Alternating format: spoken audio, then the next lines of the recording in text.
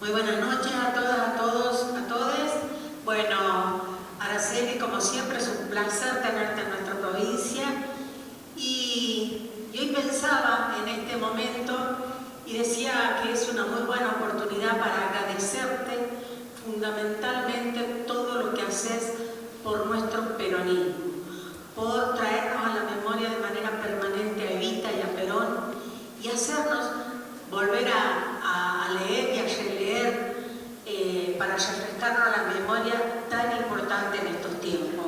Así que bueno, para mí es un momento muy especial de poderte dar las gracias por eso y por seguir recuperando mujeres, que es lo que haces de manera permanente y que bueno, y que acá te queremos, siempre queremos que te quedes más tiempo, pero sabemos cómo son tus tareas también, pero es un honor recibirte y tenerte acá. Gracias.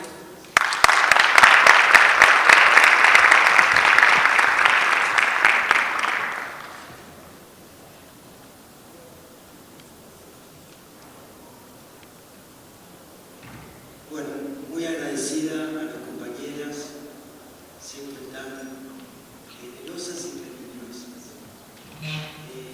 Gracias por estar aquí, por haber venido a la presentación del libro que la verdad no se me hubiera ocurrido nunca a mí escribir, porque me parecía, no sabía cómo se me va a ocurrir escribir una biografía de Perón. Pero bueno, resulta que la editorial Planeta me llamó en el 2022.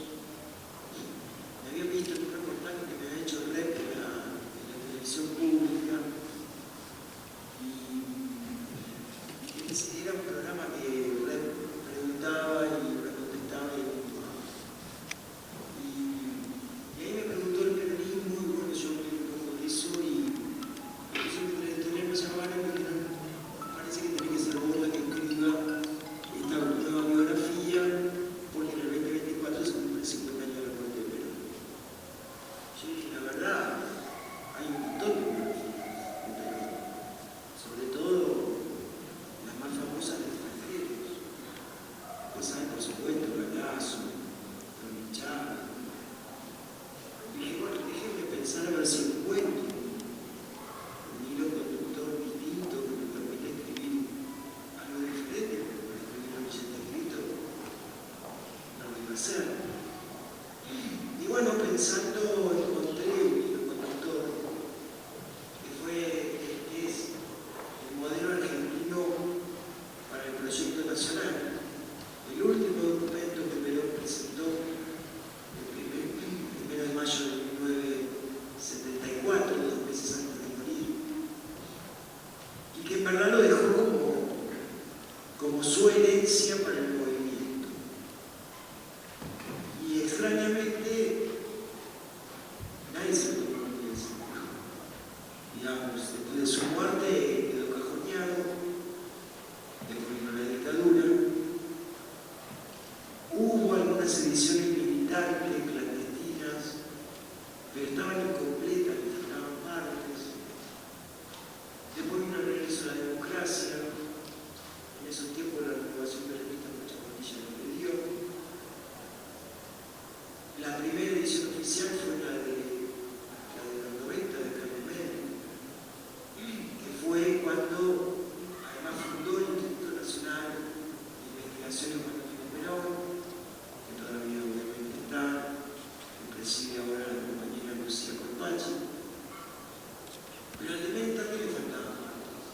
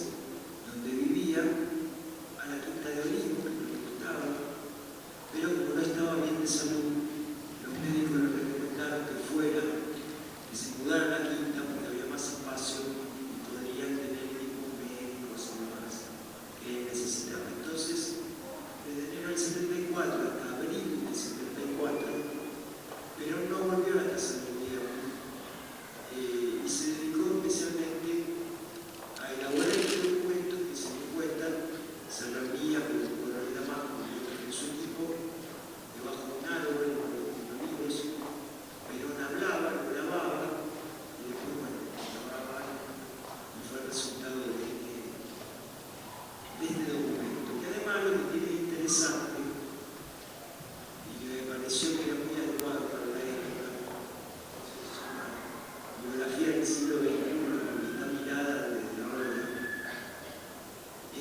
momentos de desconcierto, bueno, volver a las fuentes y tomar este documento, que además no solamente tiene contenido, sino que es una herramienta, pero dice cómo hacer eso que están proponiendo.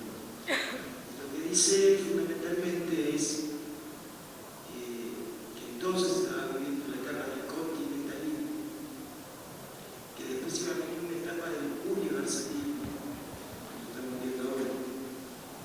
Y decía Perón que era indispensable que los países del tercer mundo tuvieran su propio modelo de país, para que no vengan desde el fuera por la revolución. También lo estamos viendo. Y él lo que decía es que había que hacer una gran convocatoria donde estuvieran representados las personas, no solamente por los partidos políticos, sino también por todas las ramas del quehacer humano. Él decía, tienen que estar los trabajadores, los estudiantes, los profesionales, los industriales, los empresarios, los curas, los militares, bueno, todos, todas, para debatir qué modelo de país queríamos. Y el corolario de todo eso iba a ser una reforma constitucional que obviamente no se dio, y quienes no se dieron no tuvieron ninguna voluntad de continuar con esto que él presentaba. ¿Y por qué se atrevía a decir esto? Porque, bueno, esto había sido el fruto, y esto también es muy pertinente para el mundo que vivimos, había sido el fruto de un largo trabajo que él había comenzado en 1970, cuando se sucedían las dictaduras y se sucedían las semidemocracias, porque, bueno, Frondizi y Guille habían sido electos por esa participación política. Y entonces él desde Puerta de Hierro le escribe a Balbín, que era su máximo opositor, digamos, en su primer gobierno, se habían enfrentado mal, pero lo había encarcelado, después le dio un indulto, pero bueno, no era fácil. Y le escribió desde Puerta de Hierro y le dijo, mire, usted y yo conducimos los partidos políticos nacionales más importantes de la República Argentina. Si no nos juntamos, no va a ser posible salir de esta encerrona de dictaduras, semidemocracias, etcétera, etcétera. Y Balbín le contesta que sí, tiene razón. Y Perón le dice, si hemos cometido errores, los cometimos, bueno, inventémoslos. Y entonces empieza a trabajar lo que se llamó la Hora del Pueblo, que fue un conglomerado de distintos partidos políticos que estaban de acuerdo con los principales objetivos nacionales, digamos, y que estaban en contra de las dictaduras. Y empezó esa convocatoria y vinieron todos menos los partidos, esos personajes, estaban militares. Y a partir de ahí, bueno, empezó a trabajar esto que después terminó cuando en el año 72, volvió por primera vez, y se hizo una reunión en el restaurante Lino y en Vicente López, con todos los partidos políticos, incluido Frondizi, que lo había traicionado cuando había firmado ese pacto, y Perón le había dado los votos, por eso Frondizi había llegado a la presidencia, incluido Balbín, bueno, los socialistas, los demócratas, cristianos, los comunistas, bueno, todos.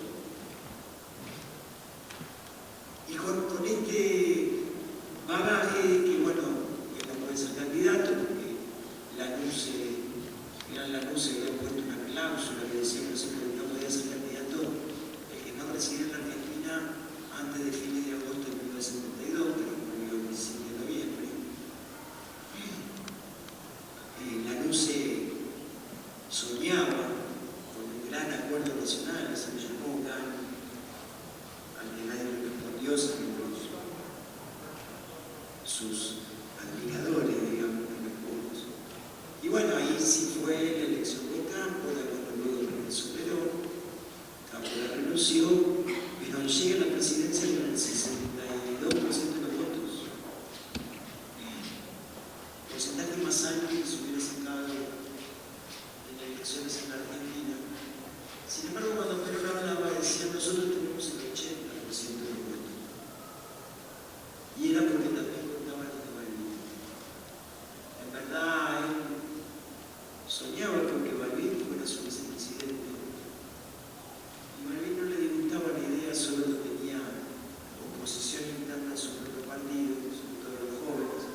En aquel entonces Renovación y Cambio, liderado por Pablo Cosín, que, bueno, le pidieron que aceptara. Y bueno, por eso la vicepresidenta fue Isabel, que tampoco era lo que Perón quería. Pero bueno, había logrado una construcción de juntar a todos los que querían un país para desarrollarse, para abrazar a los ciudadanos, para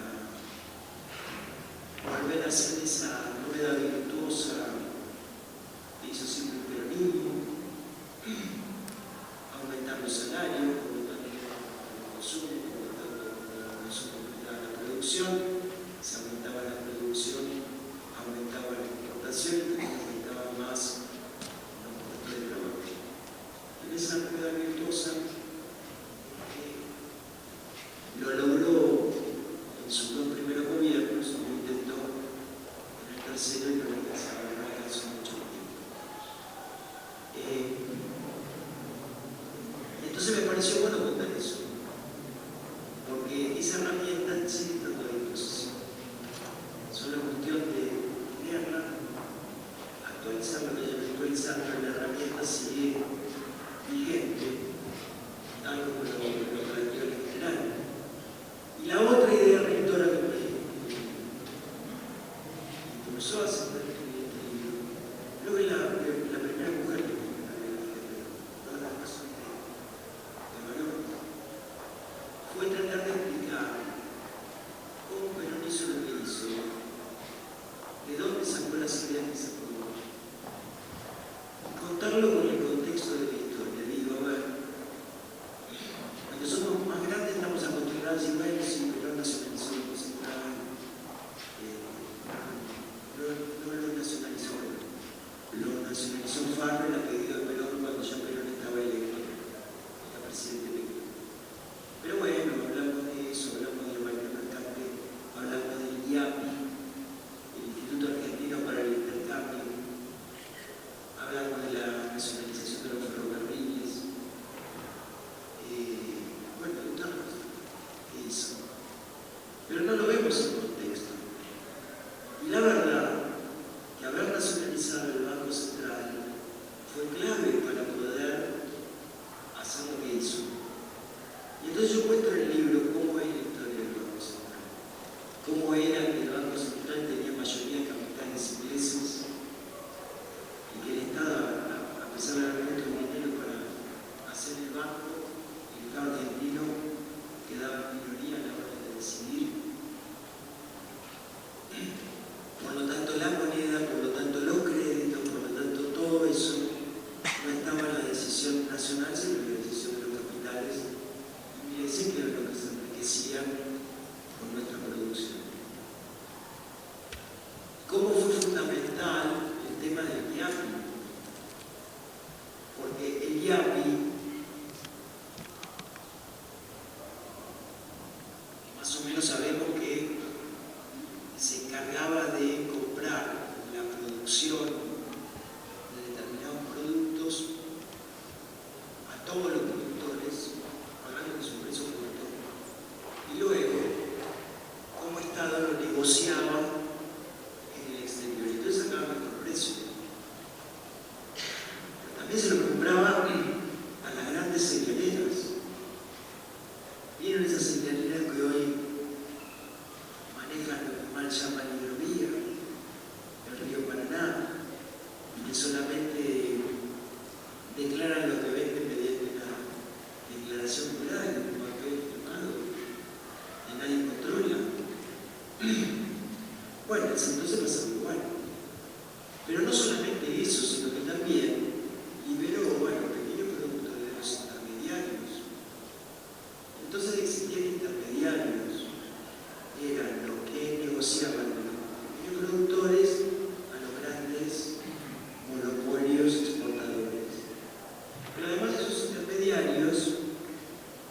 le vendían cantidad de cuestiones a los pequeños productores, por ejemplo, sus propios almacenes.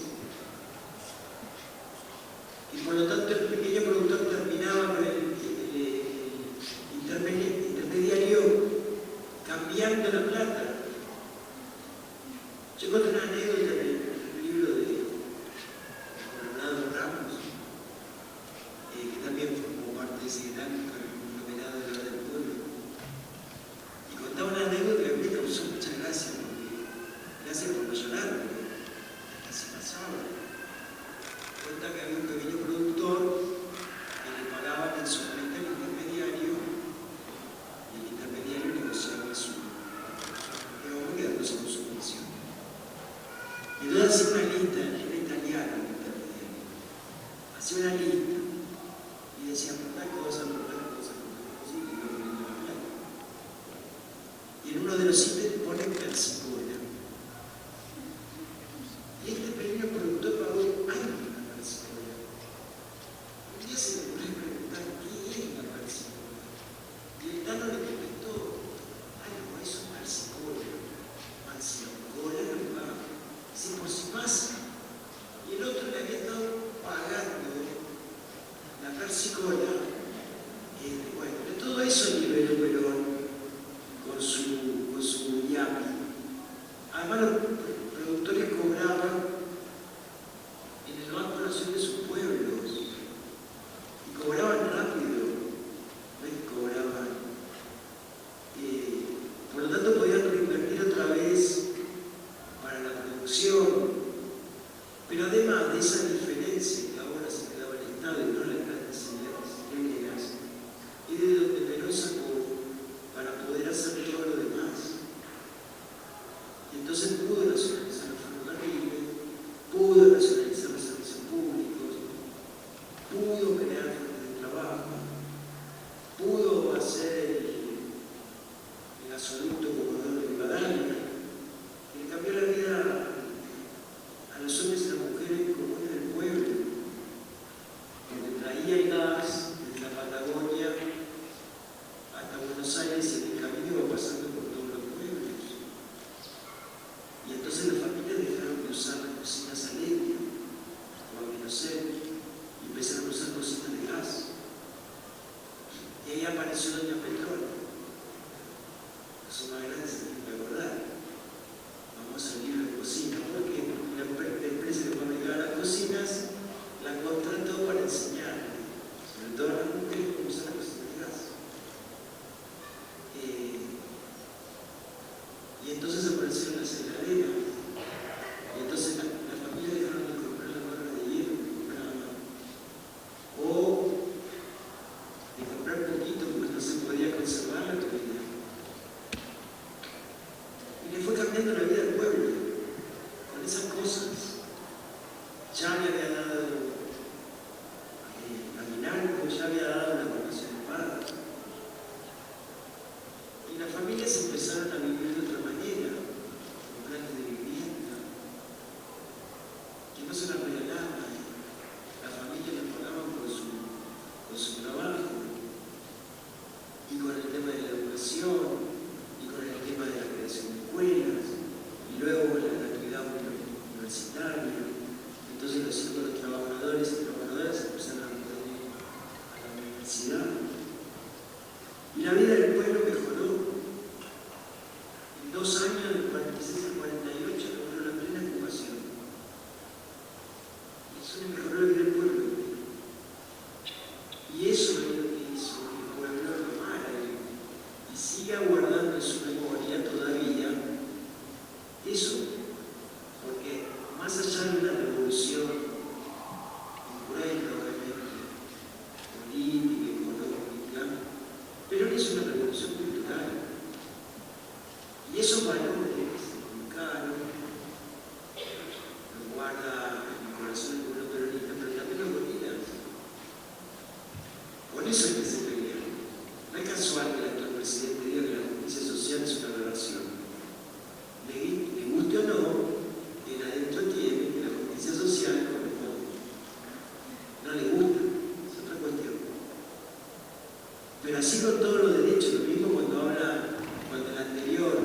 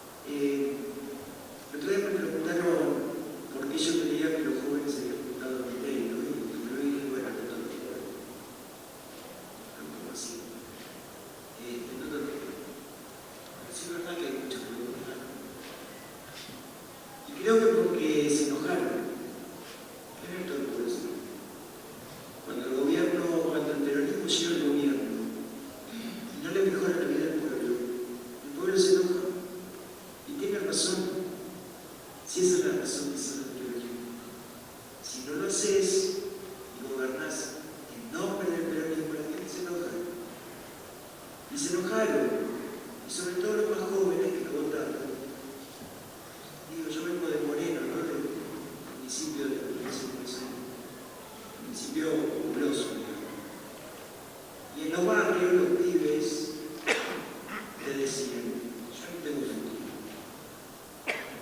Yo no me voy a poder ir a la casa de mis padres, no voy a poder alquilar, no tengo trabajo, no tengo ninguna posibilidad de mejorar mi vida. Y bueno, si mi vida es destrolada, que se entrole la de todos. Y es así. Y la verdad que el anterior gobierno no respondió a la necesidad del pueblo. Entre otras cosas, no respondió a la necesidad del pueblo porque no hizo Perón. Una de las primeras cosas que hizo Perón fue repatriar la deuda. Y con eso compró los ferrocarriles. Y con eso empezó a independizarse del colonialismo al que la Argentina estaba acostumbrada. Otra de las cosas que hizo Perón fue planificar. Fue el primer gobierno de la República Argentina que planificó. ¿Por qué los demás no lo hacían? ¿Y para qué van a planificar si los objetivos se los ponían de forma? En general en Inglaterra, que era acreedora, la sus objetivos, y esto terminó en la historia que también cuento hasta para que se entienda. ¿De dónde venía eso? Eso venía desde 1824, cuando se terminó la guerra por la independencia, la batalla de Ayacucho. Inglaterra hizo todo lo posible para dividir la mente del viejo virreinato en los paisitos que somos hoy. Todo lo posible hizo. Y lo logró. Y al mismo tiempo que hizo, colocó deuda en cada uno de esos paisitos, sabiendo que no se iban a poder devolver. Pueblos que salían de la guerra, ¿de dónde iban a sacar? Había que hacer todo de la nada. Pero para Inglaterra no le interesaba cobrar la deuda, le interesaba seguir manipulando de esa herramienta a estos pueblos que eran nuevos. Y además los dividió por los productos que podían proveer. Entonces el Río de la Plata proveía cuero, carne, trigo. Chile proveía minerales, Colombia café, Bolivia el estaño, y así. Y el Paraguay, que lo necesitaba por el tema de textil, y bueno, le hicieron una guerra, destruyeron el Paraguay, que todavía hoy no se puede recomponer. Por eso lo planificaban, y por eso sí Perón planificó, porque repatrió la deuda. Y los otros que pudieron planificar fueron Néstor y Cristina. Néstor se sacó el Fondo Monetario Internacional de encima y empezó a planificar. Tanto planificó que creó un ministerio de planificación. Era el ministerio que iba viendo el todo. Entonces ponía una cosa acá, se movía de acá, pero entonces había que hacer para arreglarlo y así. Porque eso es lo que hizo el peronismo. Y eso es lo que no hizo el gobierno anterior, que gobernaba en nombre del peronismo. Lo primero que hizo fue negociar como la mona la deuda delirante que el Fondo Monetario había dado, incluso violando su propio reglamento. Una deuda tomada sin consultar el Congreso. Era absolutamente todo ilegal. Y no solamente si lo que había que haber hecho, por lo menos, si se la podía repatriar, imposible porque la cifra es monstruosa, por lo menos refinanciarla, porque en los términos que le había contraído Macri era imposible. Y obviamente no pudo planificar nada, que iba a planificar. Lo único que planificaba era cómo llegar a pagar lo que había que pagar. Y eso no es peronismo. No es lo que hizo Perón, no es lo que hizo Néstor, no es lo que hizo Cristina. Y por eso la gente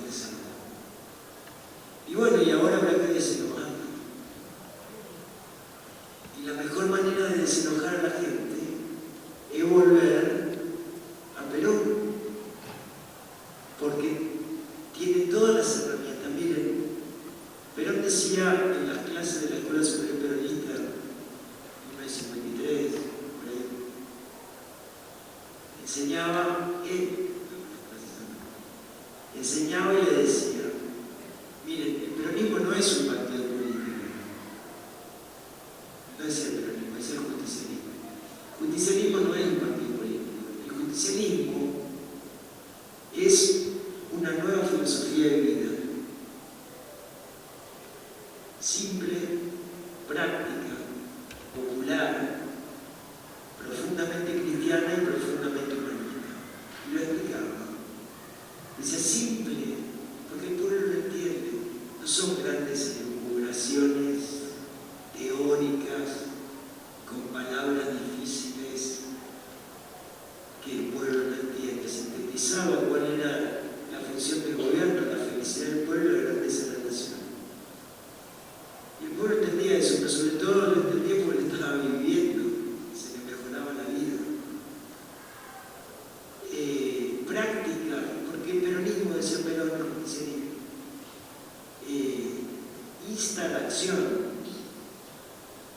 Todo el tiempo está accionando porque su objetivo es mejorarle la vida a las personas. No concebía Perón un gobierno diletante. Miren, hasta les daba discursos a los empleados del Estado, y yo le hice incluso para que me tome una gestión, fotocopia, lean eso. ¿No? Y entonces Perón decía, otra cosa, no lo decía así, lo digo yo. Le llega el expediente a su escritorio. Usted lo mira. Si lo puede resolver, lo resuelve. Si no lo puede resolver, ¿qué pasa? ¿A quién corresponde? ¿A quién corresponde otra vez? Le llega así. Porque si no, tardan 8 años los expedientes dando vuelta. 8 años que no se le resolvió algo a alguien y que después terminan no resolviéndose. Y yo lo hago. ¿Sabes que yo nunca tengo cuando dicen me agarran una desesperación? ¿A dónde mando esto? ¿A dónde mando? Y ahora que es electrónico, más. Y peor, porque como no se ven los papeles, yo voy y miro mi ligero, que siempre no sé, y todo esto curado. No, bueno, tiene que salir. Porque no es un papel, porque no es una gente, es la gente. Bueno, eso es lo práctico que decía Perón que era el justicialismo. Después decía popular. ¿Por qué popular? Porque siempre en el centro están los trabajadores y las trabajadoras, cualquiera sea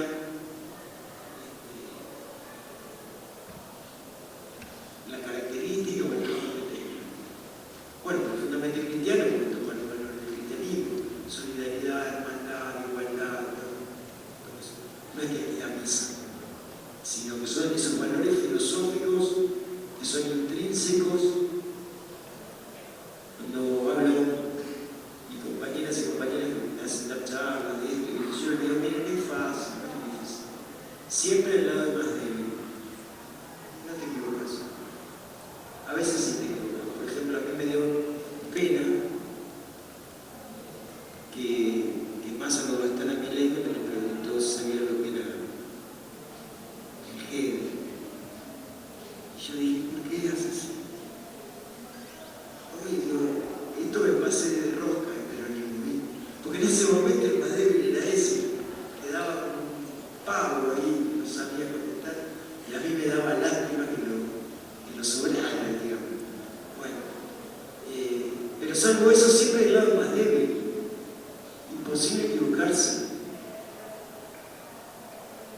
Y luego, el humanismo. ¿Qué es el humanismo? La persona está en el centro, todo confluye en la persona. La persona no está al servicio de la economía está al servicio de la persona, lo mismo la política y todo lo demás. Y yo creo que en esta encrucijada en la cual estamos, donde no hay nada nuevo bajo el sol, lo que hay nuevo y nos espanta es la crueldad. Porque los anteriores que tomaban este tipo de políticas, por lo menos trataban de decir un poco, este no, este chaquete se regocija mi chaquete. La gente se muere de hambre y el tipo tiene alimentos guardados en un tanque que se van a vencer. Y que además dicen que la gente no se está muriendo de hambre como se lo estaría muriendo por la calle. Y luego en el fondo está esperando eso. Enfermos oncológicos se mueren porque no le dan remedios y no se le da un pelo. Bueno, el otro día en la cama no hubo uno que estaba diciendo que estaba bien de tener hijos. Y dice nada. Resulta que el tipo dice que está bien de tener hijos y tener necesidad. Dios mío. Y yo creo que va por ahí la cuestión, ¿saben? Porque yo estoy convencida que hay que hacer como hizo Perón, lo dice. Hay que juntar a todos y todas los que confluyen en ciertos valores. Y yo creo que debe haber radicales humanistas, debe haber socialistas humanistas, creo que hasta debe haber liberales humanistas. Miren, me acuerdo, no sé si ustedes vieron la película de 1985, vieron que había un muchacho que ayudaba al fiscal a hacer, y la mamá era muy bonita, muy aristocrática y todo eso, le decía de todo al pobre muchacho, hasta que vio el testimonio de esa compañera que contó cómo le hicieron parir en un auto, todo lo que le hicieron hacer por su bebé recién nacido. La veo. Y ahí la mujer vio eso y dijo, no, eso no. Eso no. Morir y todo como era. Eso no. Y yo creo que hay que ir por ahí, empezar a convocar, bueno, a empezar a nosotros dejar de pelearnos con ideas. Luego, el siguiente camino es empezar a convocar a todos los demás. Eso no. No es posible que haya gente que se muera de frío en la ciudad de Buenos Aires, que es la ciudad más rica del país. 13 murieron el otro día. Y se van a seguir muriendo, como que sigan estas temperaturas espantosas. Y hoy hay gente en la calle, pero no es la gente que siempre hubo en la calle, aquellos que están medio tirados porque tienen algún problema mental o porque tuvieron algún tipo de cuestión, incluso afectiva, que los ha... Están en la calle porque no pueden pagar el alquiler. Están familias en la calle, con niños. Eso no. No puede ser. Yo creo que hay que ir por ahí a buscar, ¿no? Para salir de este infierno. Y porque además el pueblo que estaba enojado la va a pasar mal. Y cuando la pase mal, va a necesitar una alternativa que le explique en forma simple y práctica cómo se puede salir de esto. Quiero cerrar con algo que también mostraba la mirada de la pregunta adelantada. En el año 1972 se reunió en Estocolmo la primera cumbre de la Tierra. Por primera vez, los países del mundo se reunían para hablar del tema del medio ambiente. Y en aquel entonces, el medio ambiente, lo que se hablaba era que no se extinguieran las especies, que no se extinguieran los árboles, cuidar los paisajes. Pero 4 meses antes, publicó un documento que se llamó Mensaje a los gobiernos en los pueblos del mundo, donde habla del tema del medio ambiente, pero lo habla desde la justicia social.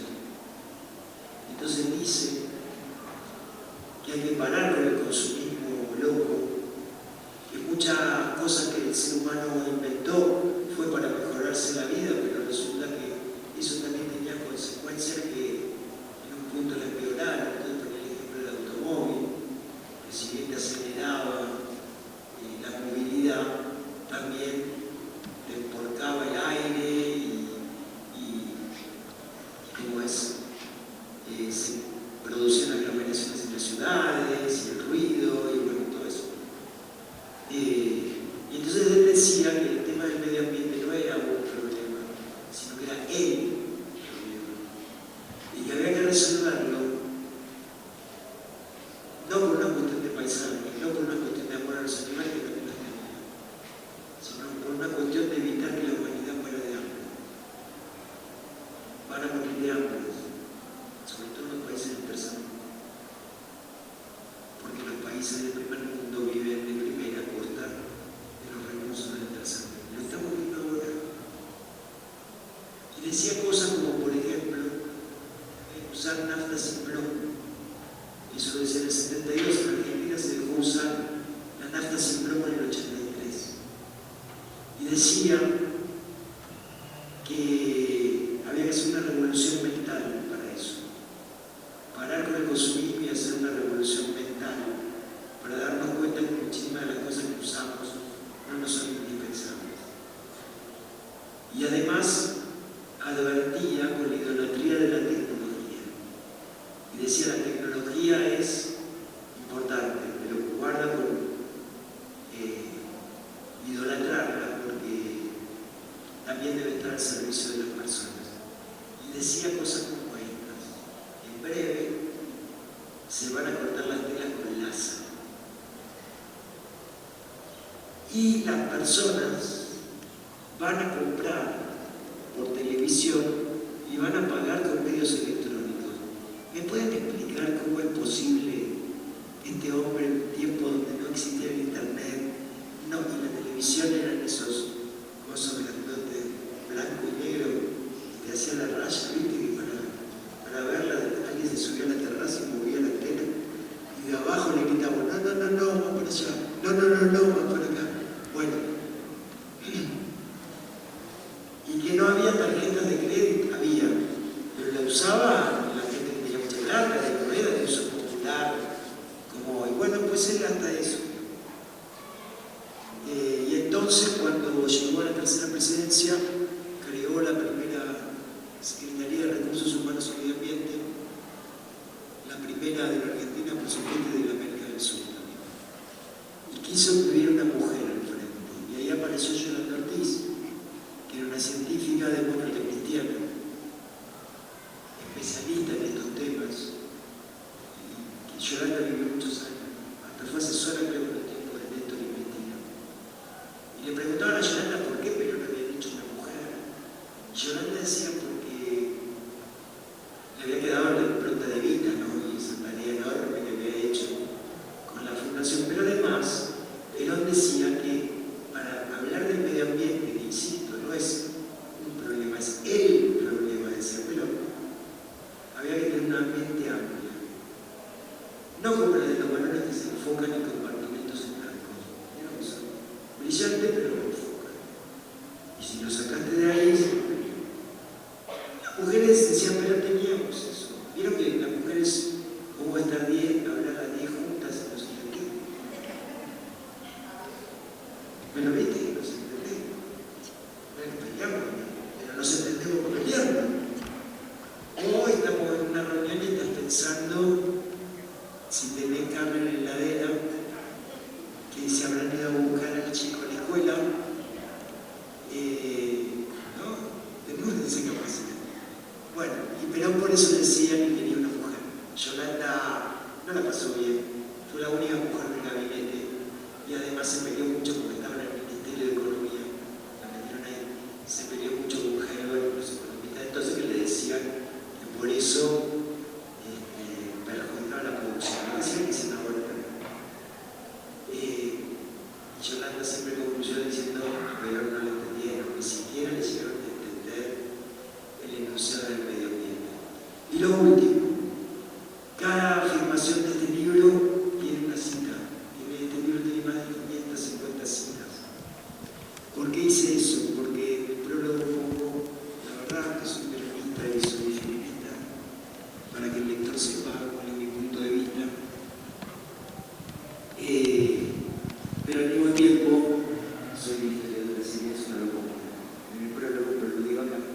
Por lo tanto, quería que quienes leyeran supieran de dónde salía cada una de estas afirmaciones, pero además, si querían profundizar en ese tema, pudieran saber a dónde ir a buscar para profundizarlo. Hay cantidad de tesis, ensayos, monografías, de espacios universitarios, sobre todo en las universidades que se hicieron en la década de mucha profundidad y de mucha especificidad. Si vos querés saber cómo se trabajó en la Secretaría de Trabajo y Previsión, bueno, lee el libro, pero te busca la cita, te metes en internet, la pones y ahí tiene todo. Porque me pareció que era la mejor manera de impulsar sobre todo a los más jóvenes para continuar investigando. Y también para mostrar que el peronismo sigue vigente, solo es cuestión de encontrarle la vuelta, volver a los valores del principio, que es el partido a lo largo del tiempo. Y bueno, para quienes son muy jóvenes, el peronismo de Perón y Evita les queda muy lejos, ¿no? Para los que son jóvenes todavía el peronismo de Néstor y Cristina no les queda tan lejos, pero los que son más jóvenes sí.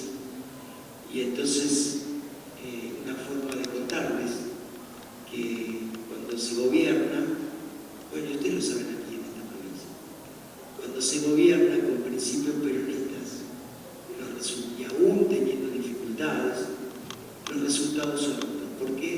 Porque las personas son las que están en el medio y porque, como decía Perón, se gobierna para la felicidad del pueblo y la grandeza de la nación, en este caso la grandeza de esta provincia. Y eso el pueblo lo ve. Y entonces por eso después nos vuelve a votar. Bueno, muchísimas gracias por escuchar.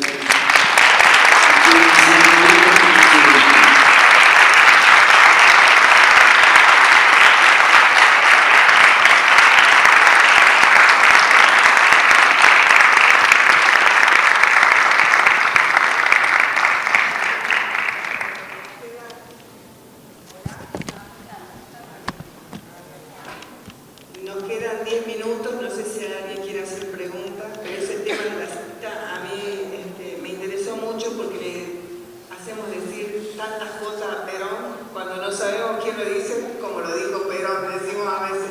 Bueno, no sé.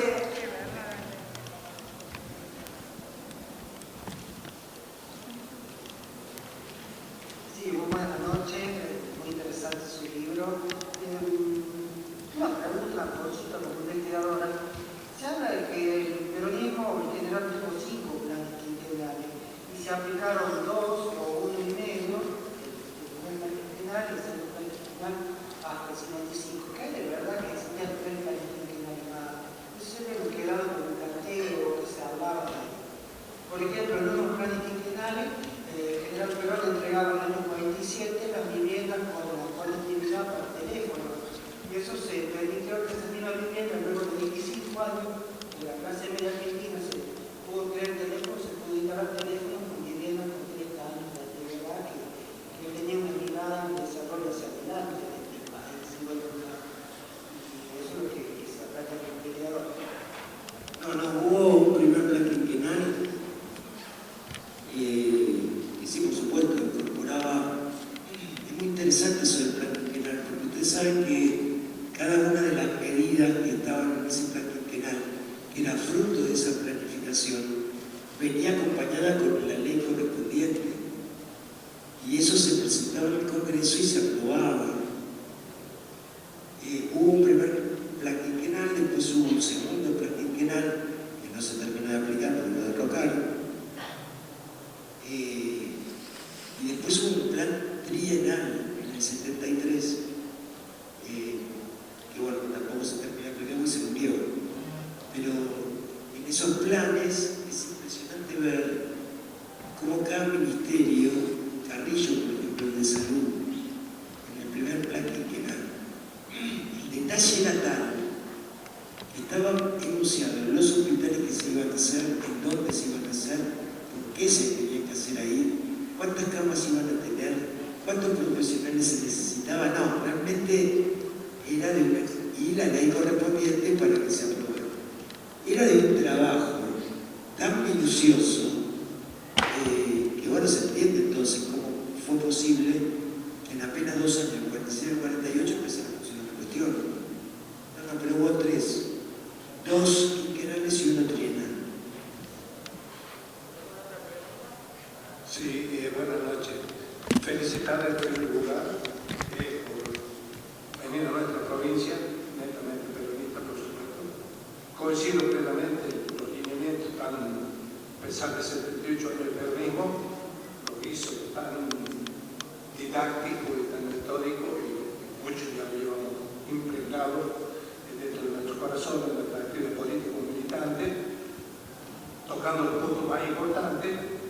Lo que más me gustó, lo digo a título personal, en esto que estamos queriendo reivindicar el peronismo y que el peronismo vuelva al triunfo, por la felicidad del pueblo, coincido, es que hizo reivindicar la figura de Perón y de Evita con Lohan, ser históricos sociales y reales, tanto en obras como en planes.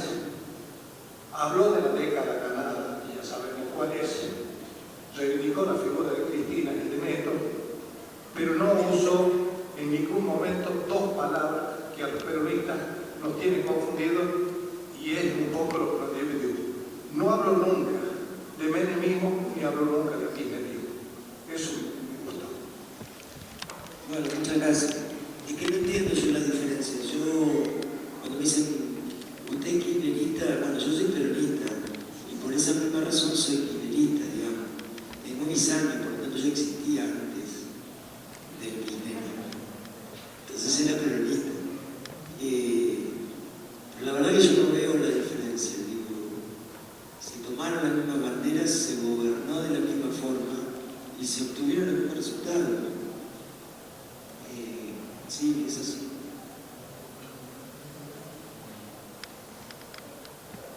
¿Qué tal? Buenas noches, compañeras. Creo que es oportuno, entendiendo de que te autopercibís como compañera y como feminista, ¿cuál sentís que son las discusiones o los discursos que deberíamos tener desde las ramas feministas y de la diversidad puertas adentro en el peronismo? Acá estoy. ¿Qué tal? Mi nombre es Daniel. Bueno, un poco eso, ¿cuáles son por ahí las, no sé si discusiones, pero sí por ahí las charlas que tendríamos que tener en este momento crucial de la coyuntura política, las disidencias y las ramas femeninas dentro del peronismo? Nosotros aquí en la provincia tenemos una rama muy especial que tiene una territorialidad también hacia el interior de la provincia que tiene singularidades que nos atraviesan en un momento de una coyuntura muy dura, donde también estamos de cara a muy pronto próximas elecciones y tenemos que tener discursos en sintonía a eso. Gracias. Bueno, a ver, digo, existen muchos feminismos, no hay un solo feminismo. Y la verdad que el peronismo ha sido pionero en lo que hoy llamaríamos un feminismo nacional y popular, acompañando a las mujeres del pueblo. Evita fue una maestra en eso, ¿no? Y hay algunos feminismos que la cuestionan Evita. Sí, Evita lo único que hizo fue confirmar a las mujeres en su rol doméstico y bla, bla, bla, bla. Y hablan del Perú. Estaba enamorada de Perón. Y además, no solo eso, junto con Perón habían armado ese movimiento. Pero Evita, cuando fundó el Partido Peronista Femenino, único partido en el mundo formado solo por mujeres, junto con Perón habían decidido hacerlo así. Las mujeres tenían menos experiencia, los varones se la iban a querer mandeletear, como suelen hacer, y las mujeres tenían que aprender y tenían que tener autonomía. Y entonces mandó a las delegadas en citas, las delegadas todas las semanas le tenían que pasar el informe. Y ellas le dijeron, mire señora, hay un montón de mujeres, la mandó a todo el país, ¿no? Hay un montón de mujeres que dicen que no quieren venir porque la política no es una cuestión de mujeres. Y hay otras que sí quieren venir, pero los maridos y los padres no las dejan. Entonces Evita ahí dijo, bueno, miren, vamos a hacer lo siguiente, que las unidades básicas femeninas sean una continuidad del hogar, que las mujeres puedan venir con sus hijos, con sus hijas, que vengan a aprender lo que necesiten, algunas hasta leer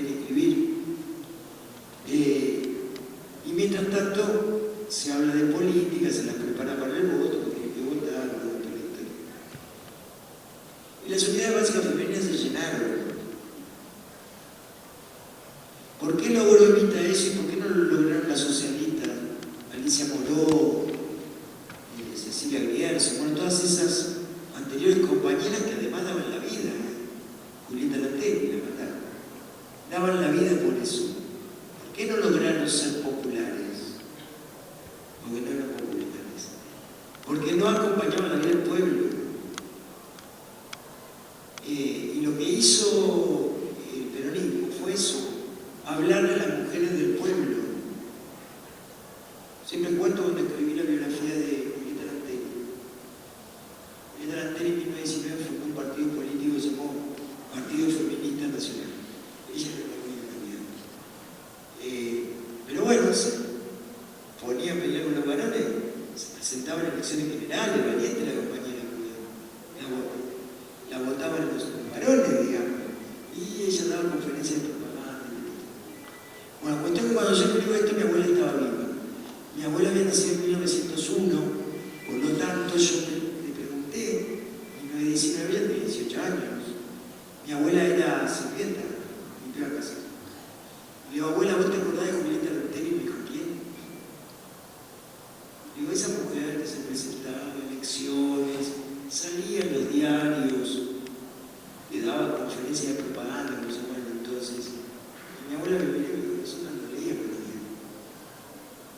Digo, abuela, empapeló la ciudad de Buenos Aires, mi abuela era porteña, empapeló la ciudad del centro de Buenos Aires con su cara, decía, en el parlamento hay una banca, llevadme a ella. Y mi abuela me miró y me dijo que nosotros no íbamos al centro. Y ahí tenés por qué no lo logramos. En cambio, el peronismo sí habló a la mujer del pueblo. Y yo en esto creo que tenemos que repensar la forma de nuestro feminismo nacional y popular. Miren, nosotros en 2019 ganamos las elecciones de Moreno porque lo juntamos las mujeres.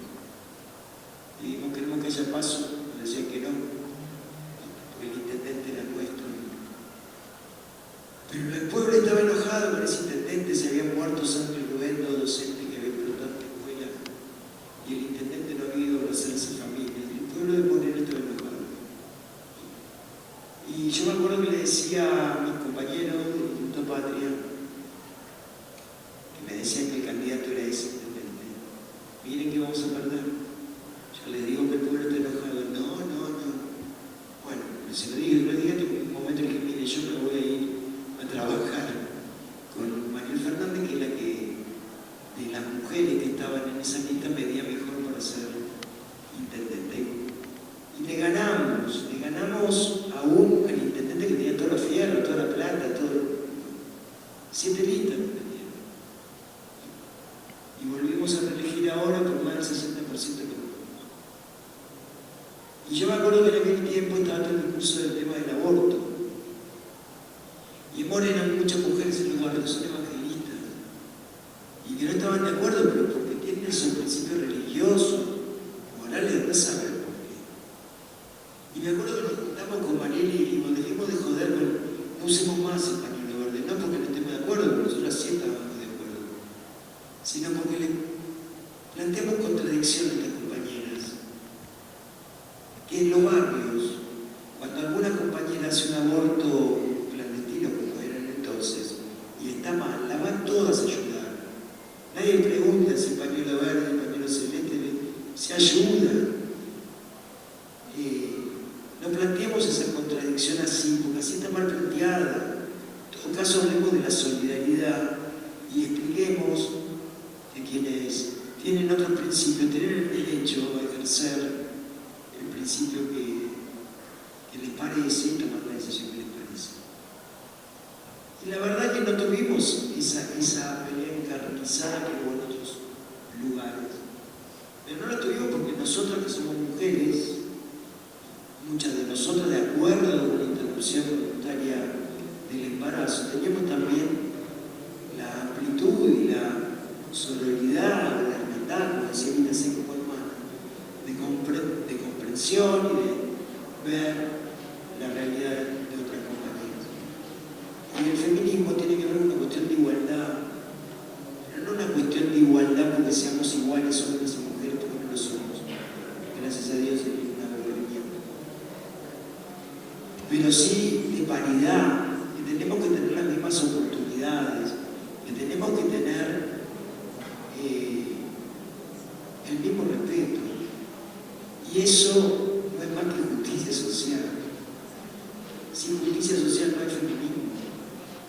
De manera que creo que también ahí tenemos que hacer un replanteo de cómo planteamos las cosas y de no plantear peleas donde en verdad lo que hay que plantear es un puente de comprensión. Me parece que va por ahí la cuestión. Lo mismo con las diversidades. Para que reine en el pueblo el amor y la igualdad, dice la marcha, ¿no? Y las diversidades somos minoría. Y eso hay que tenerlo en cuenta también. No porque no necesitemos tener derechos, sino para ubicarlo en el justo lugar. No nos podés poner en el centro de un gobierno donde los trabajadores se están muriendo de hambre, aún con ocupación y salario que recibo, y suponer que estás haciendo la revolución porque le das un documento con la X. No porque no haya que darlo, sino porque hay que ponerlo en la justa dimensión y darlo también, pero no ponerlo como central. Hemos logrado, porque por ahí el presidente dijo, hemos tirado el patriarcado. Y yo decía, la mierda, si fuera tan fácil, ¿no?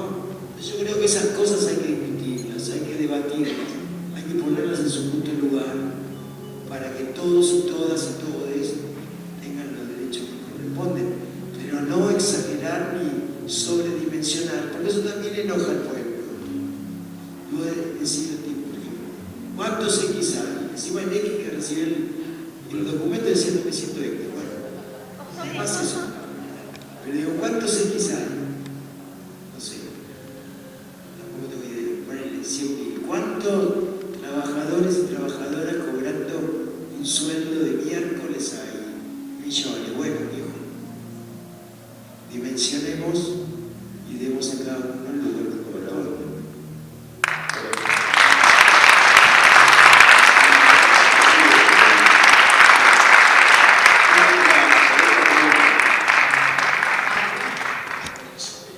¿Por qué empezamos con Somos de la generación de los 70, que por ahí lo consideran como fracasado de nuestra generación. Pero quiero preguntar sobre el libro de la comunidad organizada. ¿Qué opina del libro y cómo se lo puede volver a plantear para ahora el siglo XXI? Leyendo el modelo argentino para el proyecto nacional.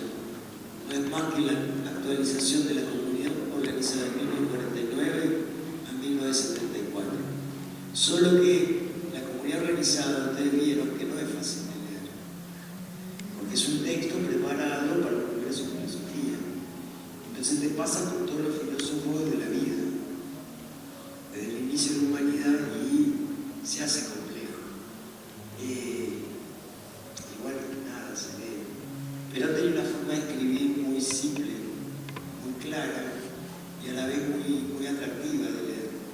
El modelo argentino es eso, la comunidad organizada de 1949 actualizada a 1974, y hay que volver a leerlo para hacer las actualizaciones, porque lo que hay que construir aquí es la comunidad organizada.